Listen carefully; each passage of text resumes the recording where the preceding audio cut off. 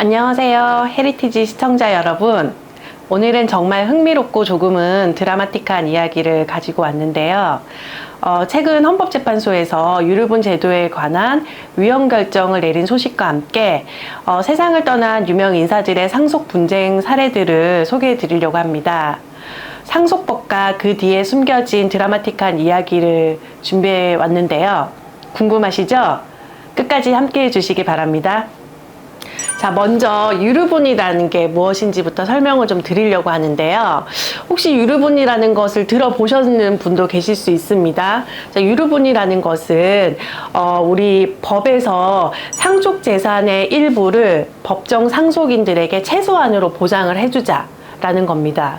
그러니까 예를 들어서 아버지가 돌아가시면서 유언장으로 내 재산은 모두 나 첫째 아들한테 다 주겠어 하고 유언장을 남겼어요. 그러면은 나머지 자식들이나 아니면은 배우자는 그 유언장으로 인해서 상속 재산을 한 푼도 받지 못하는 경우가 발생하거든요. 그럴 때 법에서 유류분이라는 최소한의 지분만큼은 보장을 해주자라는 것인데, 배우자나 자식들은 자신의 법정 상속 지분의 2분의 1만큼을 이제 보장을 받을 수 있는 것입니다. 그래서 첫째 아들을 상대로 그 유류분 권리에 해당하는 것만큼 청구를 할 수 있는 것이죠. 그래서 돌아가시는 분이 아무리 유언으로 나는 첫째 아들한테 다 내 상속 재산을 주겠어 라고 남기더라도 첫째 아들이 그 상속 재산의 100%를 다 가지고 갈 수는 없는 것이고, 민법에서 나머지 상속인들에게도 최소한의 지분만큼은 보장을 해주자라는 것이 유류분입니다. 유류분 전체 제도가 다 위헌이다라고 한 것은 아니고요. 이제 상속인 중에 우리가 상정을 해볼 수 있는 게 자녀, 직계 비속, 배우자, 그리고 부모, 직계 존속, 그리고 형제 자매 이렇게 있을 수 있습니다.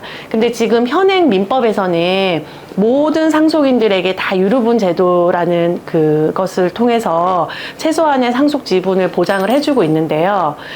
이번에 헌법재판소에서는 형제 자매는 유류분 제도를 보장해 주는 거는 조금 아닌 것 같다라고 해서 위헌 결정을 내린 것입니다.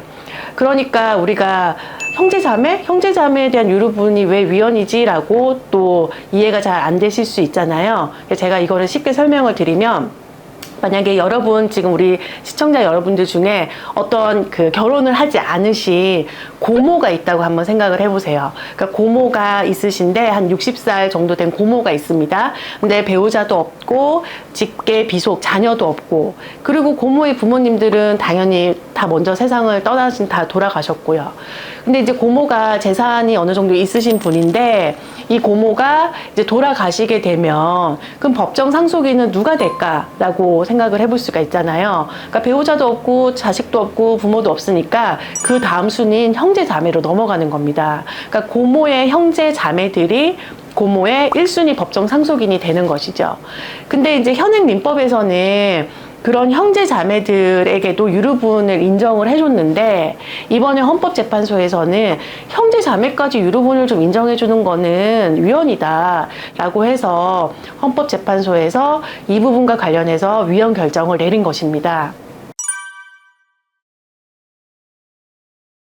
이것은 또 우리 사회적인 그런 어느 정도 인식과 이런 변화들이 좀 생겨난 것과 또 맞물릴 수 있는데요. 최근에 우리 구하라 씨라는 이제 유명한 가수가 이제 사망을 하게 되면서 오래전에 연락이 끊겼던 친어머니가 구하라 씨의 상속 재산에 대해서 유류분 권리를 행사하는 소송을 제기했다. 뭐 이런 것들을 아마 뉴스에서 보신 적이 있으실 겁니다. 그러니까 결과적으로 오랫동안 거의 인연을 끊고 살았던 사람이 갑자기 나타나서 내가 법정 상속인이니까 나에게도 상속 재산에 대한 권리가 있어 라고 하면서 유류분 권리라는 것을 행사한다는 것은 너무 좀 지나치지 않냐, 이 사람에게도 과연 상속 재산, 상속권을 보장해 주어야 하느냐라는 그런 사회적인 문제의식이 조금 더 활발하게 생겼던 것 같고요. 이제 그러다 보니까 이런 것들이 이제 촉발이 돼서 아마 적어도 직계 비속이나 직계 존속, 배우자에 대한 유류분은 그래도 아직까지는 유효하다고 인정이 되고 있지만, 형제 자매에 대한 유류분 정도는 너무 위헌인 거 아니냐. 이렇게 해서 이번에 헌법재판소에서 이 부분에 한해서 이제 헌법 불합치 결정을 내렸습니다.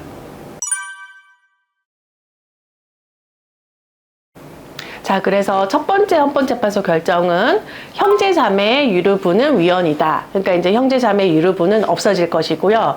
두 번째 헌법재판소의 결정은 유류분 상실 사유를 민법에서 규정하라라는 것입니다.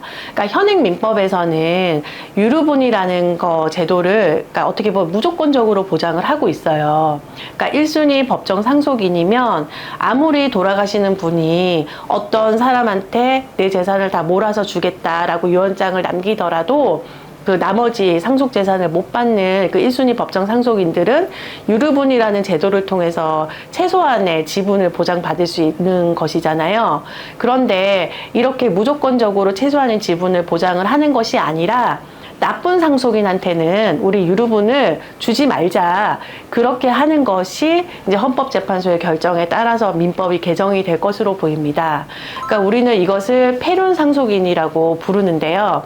그러니까 뭐 예를 들어서 자식이 부모를 상대로 뭐 정서적, 신체적 뭐 이런 학대 행위를 한다거나 그런 폐륜적인 행위를 한 상속인한테는 유류분이라는 권리를 보장해 주지 말자라는 것이죠.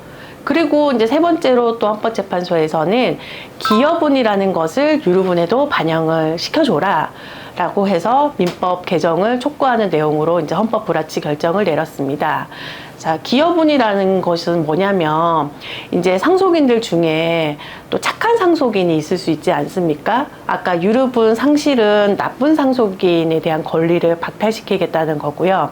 기여분을 이제 반영해 주라는 거는 착한 상속인한테는 유류분보다 플러스 알파로 기여한 부분만큼 더 얹어주라라는 것입니다. 그러니까 예를 들어서 자녀가 여러 명이 있는데 유독 뭐 큰딸만 부모님을 오랫동안 모시면서 병수발도 하고 병간호도 하고 같이 생계도 책임을 지면서 착하게 그렇게 부모님을 부양하면서 살아왔다. 그런데 부모님이 자기 재산을 뭐 전체 자선단체에 다 100% 기부를 하겠다 이렇게 유언장을 남긴 경우에 그 착한 상속인이 어떤 상속재산 한 푼도 못 받으면 안 되니까 일단 1차적으로 유류분이라는 권리를 통해서 최소한의 지분을 보장시켜주고 또 평생 부모님을 부양하면서 착하게 또 지내왔던 그 상속인에게는 기여분이라는 일정한 또 지분만큼을 보장을 해줘서 유류분에 더해서 기여분까지도 얹어주라라는 것이 헌법재판소의 결정의 취지입니다. 그러니까 앞으로 이런 부분들이 반영이 돼서 민법은 개정이 될 것으로 보입니다. 자, 그럼 정리를 하면 이번에 헌법재판소에서는 총 3가지를 결정을 했죠. 첫 번째, 형제 자매의 유류분은 위헌이다. 그러니까 형제 자매의 유류분은 없어질 거고요. 두 번째, 유류분 상실 사유를 민법에 반영해라. 그러니까 앞으로 나쁜 상속인에 대해서는 유류분 권리가 박탈이 될 수 있는 사유가 민법에 들어올 겁니다. 그리고 세 번째, 유류분에도 기여분을 반영해라. 그러니까 또 착한 상속인에 대해서는 유류분보다 플러스 알파로 더 받을 수 있는 가능성이 열리게 되는 것입니다. 자, 그러면은 헌법재판소에서 2024년 4월에 이렇게 위헌 결정을 내렸고요. 그러면은 민법이 개정이 되어야 되겠죠. 근데 이제 법이 개정이 되려면 우리 시간이 좀 필요하기 때문에 헌법재판소에서는 2025년 12월 31일까지 이러한 내용이 반영되는 민법을 개정하라라고 그렇게 결정을 내렸습니다. 그러면 2025년 12월 31일까지 우리 국회에서 이런 것들이 논의가 되어서 민법 개정이 이제 이루어질 것이고요. 그럼 개정이 돼서 이제 시행이 되겠죠. 그러면은 적어도 2026년 상반기에는 이런 헌법재판소 결정에 반영된 개정된 민법이 적용이 될 것으로 보입니다. 자, 그러면 여기서 궁금한 게, 근데 제가 지금 유류분 소송을 진행하고 있고 지금 아직 소송 진행 중이고 판결이 안 났는데요. 그럼 제 사건은 어떻게 되는 거예요? 라고 질문을 하실 수 있잖아요. 당연히 현재 민법, 지금 진행되고 있는 사건은 그대로 진행이 되는 겁니다. 우리 법은 소급 입법을 금지를 하고 있기 때문에 민법이 개정이 되더라도 지금 내가 진행하고 있는 지금 현재 사건까지 소급해서 적용이 되는 것은 아니고요. 지금 현재 진행하고 있는 소송은 소송대로 그냥 진행이 되는 거고, 민법이 개정이 돼서 2026년 뭐 언젠가부터 시행이 되는 그날부터 새로운 민법이 적용이 될 것이기 때문에 앞으로 적어도 뭐 2027년, 8년도에 혹시 유류분 소송이 진행이 된다. 그러면은 개정된 민법이 반영이 돼서 이제 지금과 다른 좀 소송들이 진행이 될 수 있겠죠. 그러니까 지금 진행하고 있는 사건들에 대해서는 전혀 걱정할 필요가 없습니다. 자, 여러분, 오늘 이야기 어떠셨어요? 상속 분쟁의 이면에는 이렇게 많은 드라마틱한 요소들이 좀 숨어 있습니다. 그리고 이번 영상이 재밌고 유익하셨다면 좋아요와 구독을 부탁드리고요. 여러분의 소중한 의견을 또 댓글로 남겨주시면 제가 또 상속법과 관련해서 언제든지 궁금증을 풀어드리도록 하겠습니다. 자, 그럼 다음 영상에서 또 더 재밌고 유익한 내용으로 찾아뵙도록 하겠습니다. 감사합니다.